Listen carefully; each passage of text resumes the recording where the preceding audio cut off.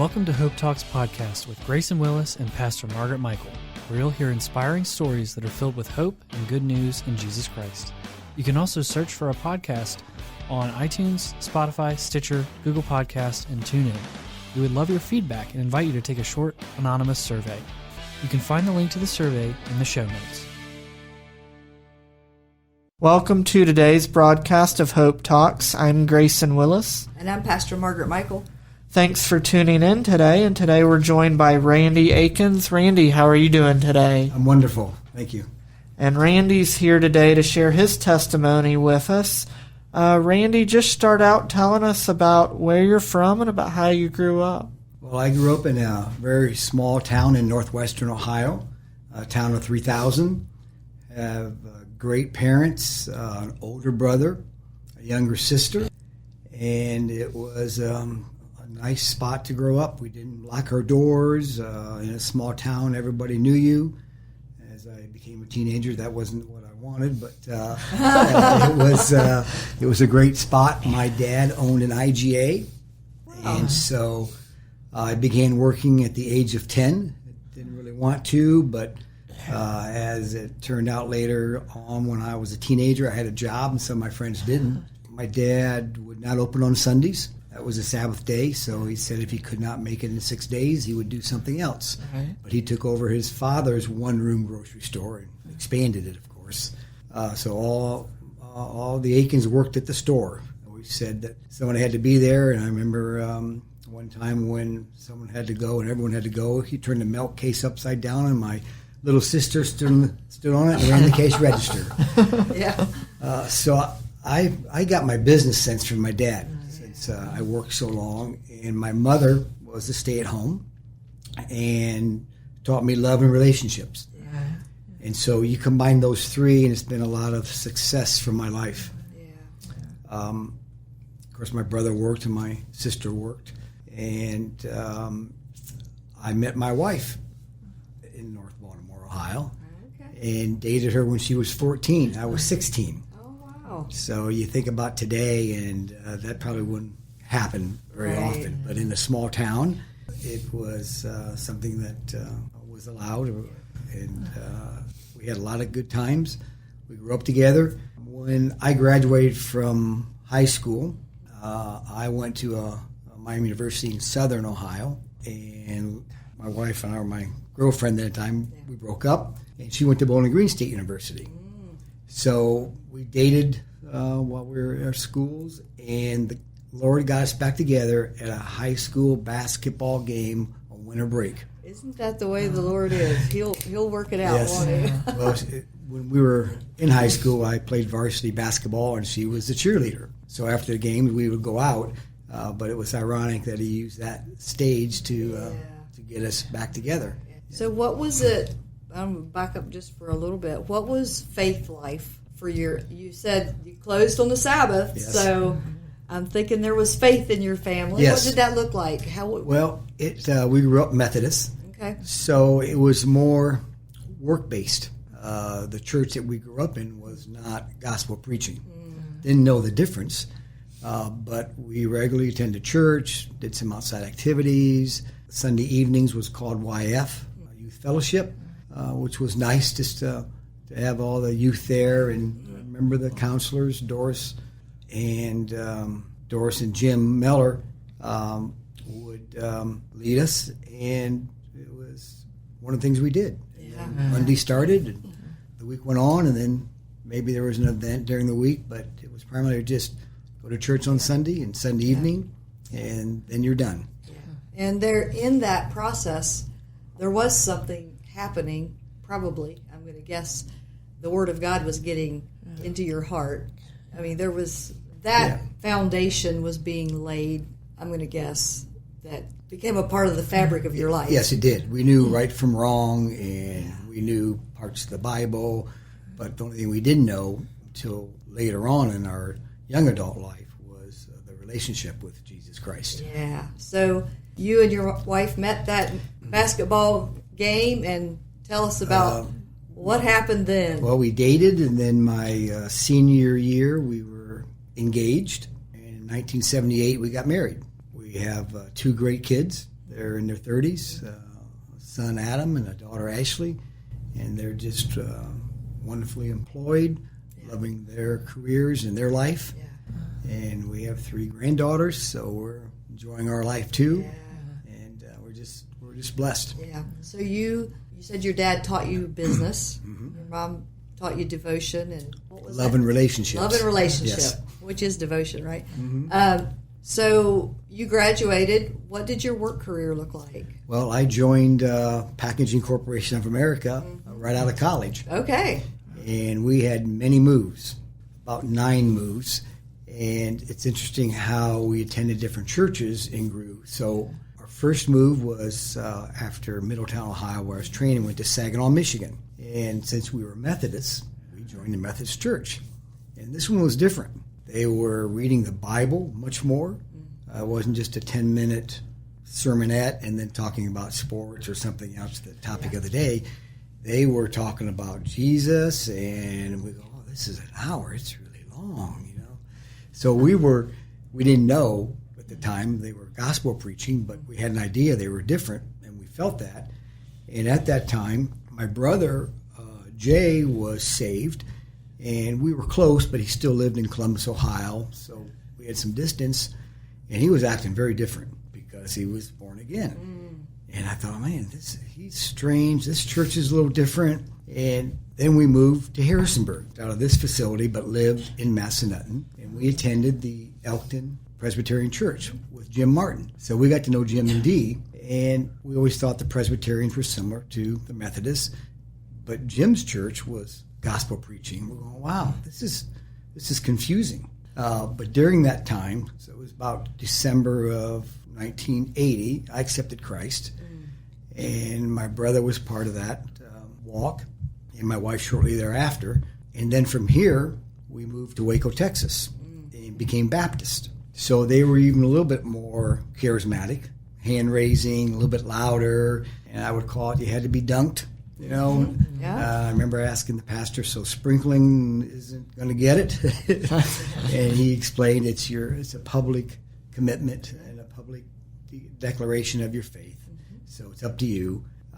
But so many of those people down in Texas had a Big Bang experience, I would call it, where they had a crisis in their lives and they became saved. And I kept thinking, I didn't have that.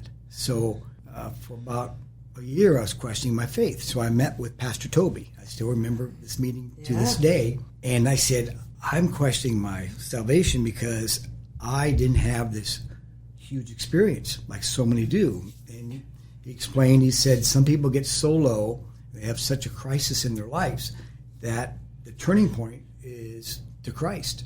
And they have events going on that they're just hopeless. And Christ is full of hope and grace.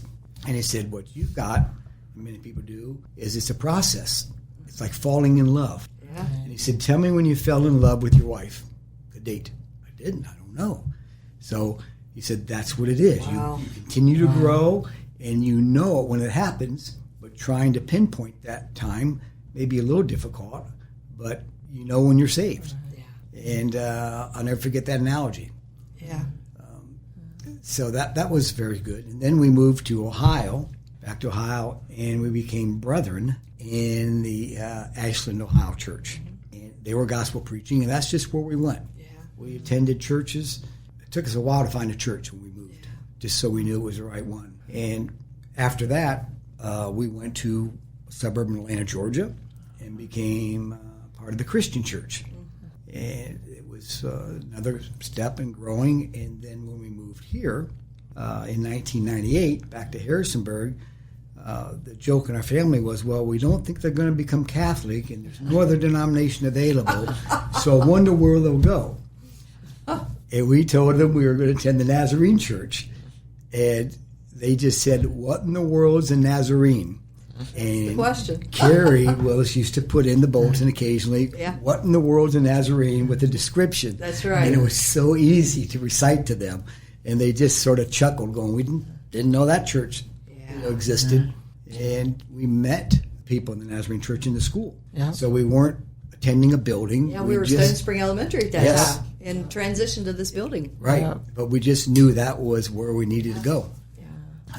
And we've been here since. And going back to my brother, we told him we were really enthralled with the pastor, Kerry, and he goes, "That's good." He said, "The next thing you need to do is interview the children's pastor because they'll have the biggest influence on your children's life." And so we did. And I can't remember the gentleman's name, but he quickly went to Kansas City. Jeff, was it? Mm-hmm. Yeah. Oh, he was the youth pastor. Yep. Pastor. Yep. Yes. That's right. Yeah, the youth pastor. Yep. But we've had so many great succession plans since then. But that was very wise, and that's typical of my brother, who's steeped in. Yeah. And Pastor Vic was the children's pastor for many years here. Yes. Yeah. Yeah. So that's Pastor Paul. Yeah, there was pastor Paul here. Yeah. And then Bobby. Yeah. Bobby, who went to Indiana. Yep. Right. Yes. Yeah, you have a wise brother.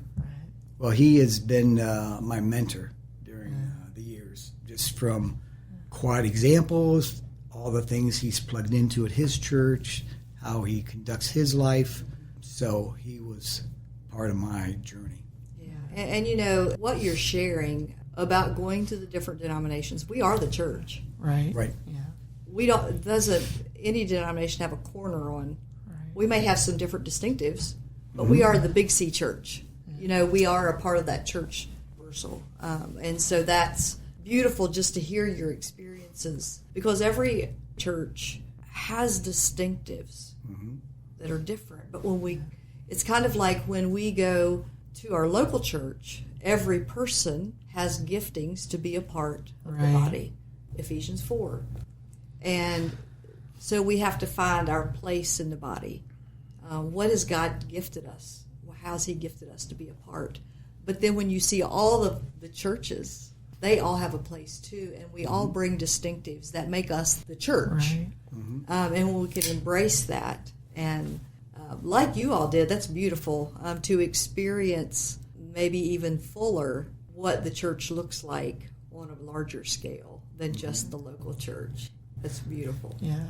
And Randy, as you were talking, I was thinking about, we all have, like Pastor Margaret said, distinctives, but we have, when we get to talk to different people from different churches, we find out we have much more in common than we have different with each other, because we're all, like Pastor Margaret said, part of the Big C church. We all agree in Jesus. Yeah. Yes. We may have different ways of communicating, different things that we focus on, but it's all a part of God's plan. So that is beautiful. So you've been here since '98 For like 25 years. Yes. and you still are so young. Well, that's good. People can't see me; they can only hear me, right? That's so I right. agree That's with you, right. I've had a blessed life. I had a great career and just enjoy life. So tell us, you said you had many moves, and we mentioned you've been here for 25 years. So if you want to talk about how you mentioned y'all started coming here, maybe how you heard about the church, and then if you want to share about your family, you mentioned you have 2 kids and then 3 grandkids. Well, it was between here and Covenant Presbyterian, and I didn't know anything about Roosevelt. Probably saw the banners. Maybe on Sunday driving around as you normally do when you move into the community. You drive around and look for different places, and probably a little curiosity about what in the world's a Nazarene. Right. But once we got in there, we knew it was gospel preaching, which is good, and it was just about every other Sunday we come here and go somewhere else and then go to the Covenant, and it was 2 or 3 Sundays out of the month we would come here and just knew. Know that you know. We're called. Yes. Right. Yes. You're part of a life group. Mm-hmm. How's that? When you came here, we had Sunday school Yes, classes, we did. and that changed a little. The focus to life groups. Tell us a little bit. You've been in a life group for a while, right? Mm-hmm. Yes. Debbie Huntley Light. Debbie Light. Yeah. Yes. The Sunday schools were nice. They were fairly predictable. You knew what time you had set aside, and you would come earlier or later, depending on when you wanted to go to church. So when the life groups came, and I remember my brother, they just started those in their church. And I was asking him what they're like, and he said, you're going to get a little bit closer. It's going to break up the week. maybe not in a bad way. It's just going to allow you to experience the Lord's work in the midweek, if you choose to go to a midweek. So I remember it was a little reluctant, saying, okay, we're in small groups, we're in someone's home, can you get that comfortable? But once you get over that inhibition maybe of going in someone's home and sitting and talking about somebody or something in a close, confined area, it becomes easier when you get to know them. So there is more intimacy, I guess, with the group. You might miss out on talking to other people, but if you're more involved in the church, you're going to run into somebody else that's not in your life group to talk to them, or you make a point of seeing them. So I think they're very beneficial. We go on Tuesday evenings, and it's good because then you start to get a little bond and a little group with them that you might not in the Sunday school. Because you're just there and then you're gone. And you can really slip out of the back of a Sunday school class if things get a little tough. It's hard to slip out of that living room, isn't it? But you find it you don't want to. No, that's right. And just to have that group of people that they've become family. You know, they're an extension of family. They are. And you get to go through hard times, good times and hard times, and support one another. And, Let me go back to the second half of Grayson's questions about my children, because I'm very proud of them. Adam was born in Ohio. Ashley was born in Ohio as well. And it was just wonderful raising them. You look back and you say, how could we have done so much raising children, and where'd all the time go? And I always wanted to be have a little part of trying to save somebody, but I'm not an evangelist. So I really am not out holding the cross on the street or out preaching.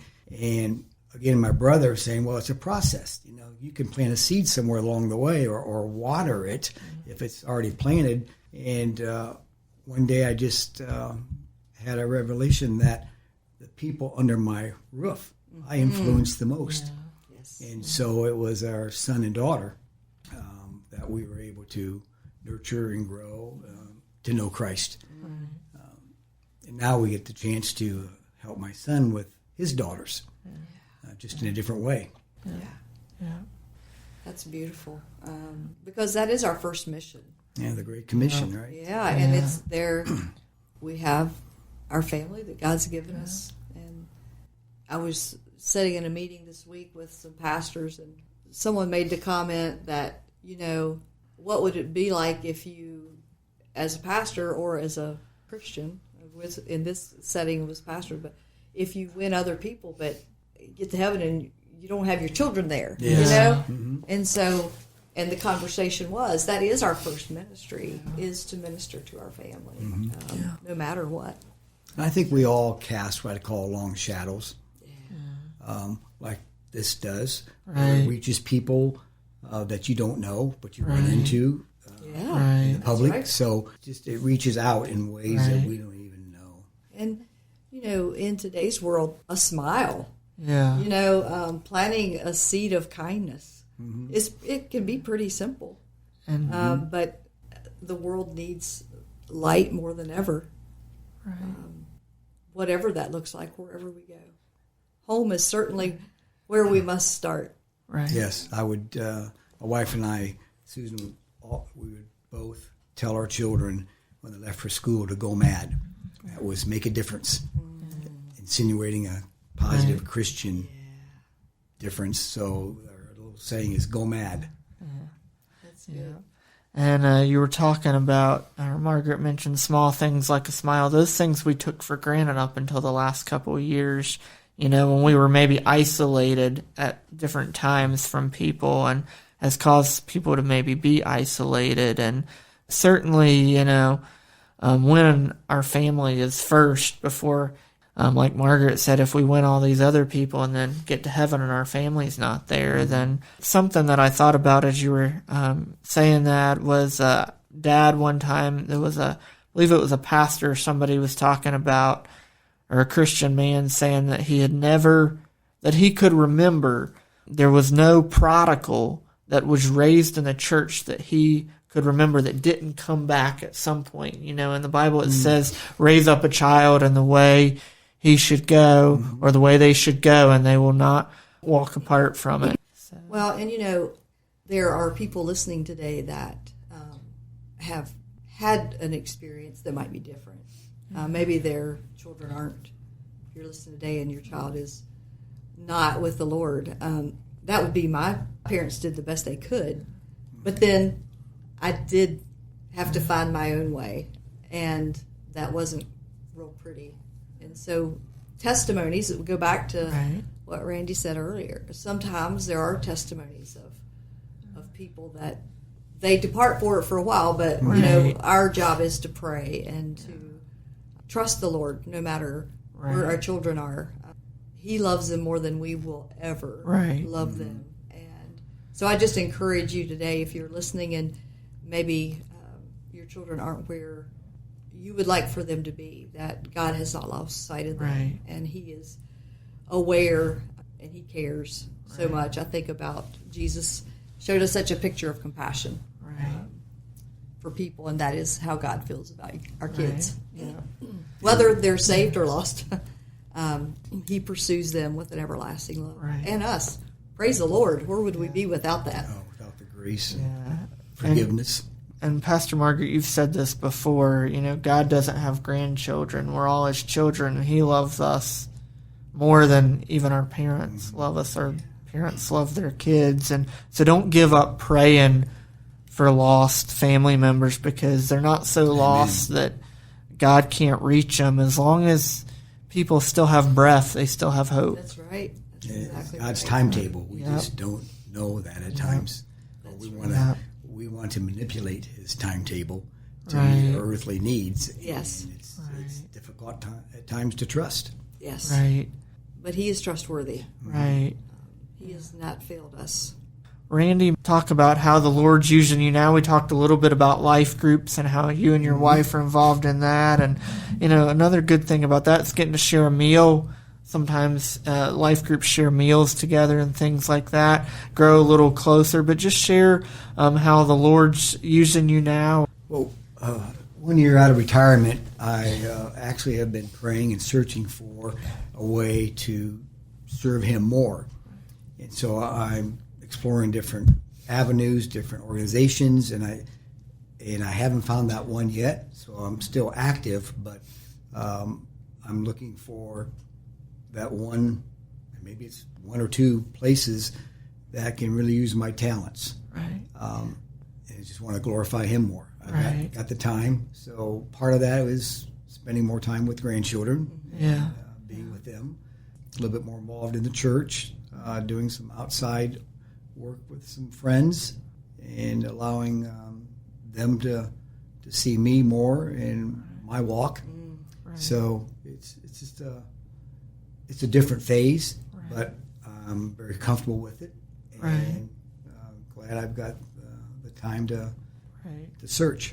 Yeah. And one thing that I have recognized patterns over the years, and one of those things is God has given you these giftings from the time you were a young boy, and has just built on those.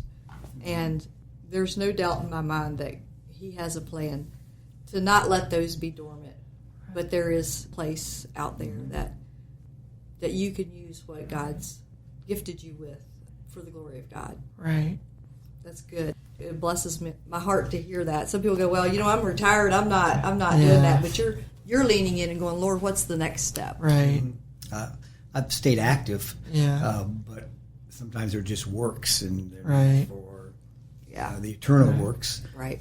So I'm just getting a good balance of both. Yes. Randy, what maybe around you, maybe the things you're involved in, what lets you know that the gospel is still the good news? You talked about gospel preaching and growing up with a lot of that. What lets you know, even with all the troubles and all the things that we might say, we live in a hard time, and we do, but, all times are hard. No generation's exempt from that. So talk about things that let you know that the gospel is still the good news and gives you hope. Just the ability to have all my senses to enjoy His creation. Yeah. I really enjoy the outdoors, and it's so easy to take for granted the greens and the animals and the creation that God has made. I see it in my children's lives, how they're growing in their faith.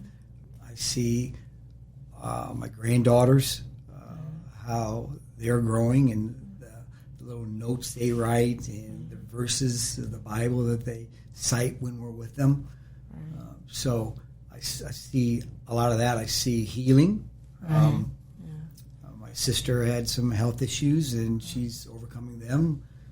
My brother's got a little setback in one area, and he's just assured the Lord's not done with them. Right. So my prayer with him was maybe it could be a miracle. Right. Everything's fine. Yeah. It's a checkup. Yeah. So, and my marriage, it remains strong. There's so many things that can tug at morality. And if you're not planted well, things can really fall apart. Yeah. So I guess God's in the details. Yeah.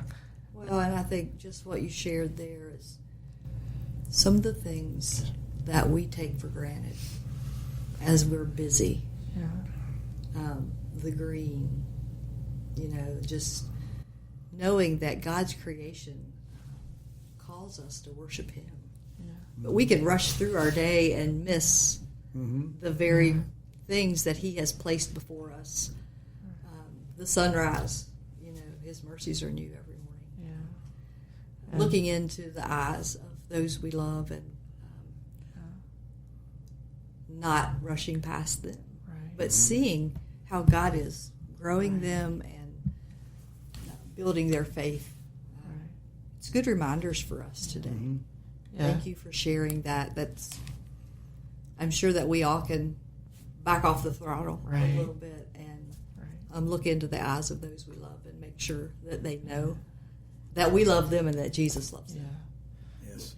And another thing you said, you were talking about your sister and healing. He's still in the miracle business. You were talking about your sister and your brother having different challenges. He's still in the miracle business, and we need not to forget that, that He's the same God yesterday, today, and forever. And Randy, just anything in the last few moments here that you would like to share, maybe we haven't asked you already or you haven't shared already, that's maybe had an impact on your life or your faith? Well, I would, I think what the purpose is right now is to keep investing in another generation. Right. So I've mentioned family. But if you do that, then it lives on for another generation. Right. And it's, most people think they want material things, gifts or large purchases, but if you give people time, whenever I get a gift that's handmade, I mean, that's from the heart and hand. Right. Or if you spend time with your spouse, your children, your grandchildren, or a friend, that's something that is very precious. Right. So it's more about investing in the future, in the people that then can go mad. Right. Yeah. Continue. Yeah. Investing in what will matter for eternity, not just in this life. I know, me and you go to a men's Bible study here at the church, and Don Tutwiler, one of the leaders of that Tuesday morning, used the analogy. He had a rope, and there was just a little red piece of tape on a small part of it. He said, "This is our life, and the rest of the rope is eternity." And so if we're just worried about, this small piece here, we need to focus on, what matters for eternity. Kind of like the scriptures say, store up for yourselves treasures in heaven where moth and rust cannot destroy. Yes. So that rope was a good analogy. We just think we're going to live forever, right? And things will be fine. And then a lot of people last minute will say, well, I'll make the conversion. Yeah. But they don't get the last minute. That's right. Yeah. That's right. Yeah. That's right. Well, Randy, it's been great to have you today on today's broadcast of Hope Talks. Thank you for joining us. Thank you for inviting me. It's been a pleasure to have you here. Thank you for listening to today's broadcast of Hope Talks. We pray that as you've heard Randy Aikens' testimony today, that it truly has been a half hour of hope for your life. May God bless. Hope Talks is sponsored by Church of the Nazarene Harrisonburg in partnership with Sunshine Ministries. Thanks for listening to today's podcast of Hope Talks. If you enjoyed the podcast, please subscribe for updates and the latest episodes. Also, if you're in the Harrisonburg-Rockingham County area, we invite you to listen on the radio each Sunday at noon on 1470 AM or 102.1 FM WBTX.